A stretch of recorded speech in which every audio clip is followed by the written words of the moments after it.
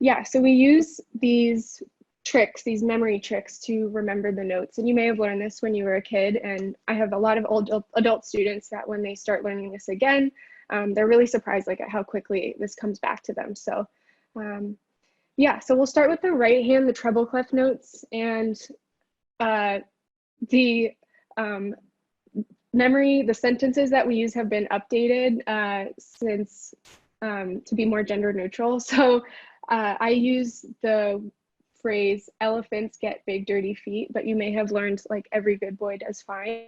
So if that is like ingrained in your memory, feel free to use that, but I'll be using these sentences. So like I said, each line and space of our staff has a letter or a note assigned to it. So we will talk about the right hand first. So this is the top half of your piano or all your high notes.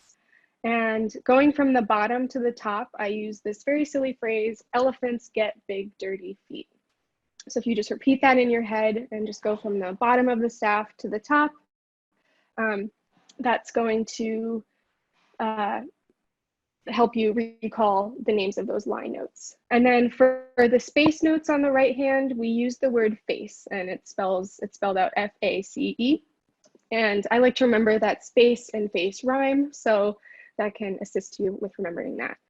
And then we have the middle C note, which is not a part of our sentences, but that is the note that I had you find just a minute ago. And middle C looks very distinct, so it has just that one ledger line dash through it. And middle C we'll be seeing in our song today, so just kind of take a mental picture of that. There isn't a sentence that we use to remember that one. But yeah, and then like I said, the C is going to fall out of those sentences that we learned.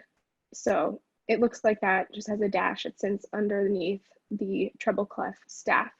And then there's also one other note, the D note, and that hangs off of the bottom of the treble clef staff.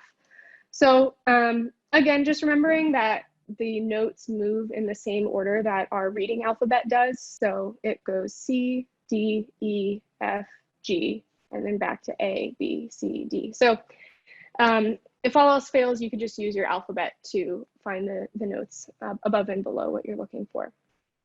So those two, just to kind of give you another reference point, the middle C note that we found, that looks like that.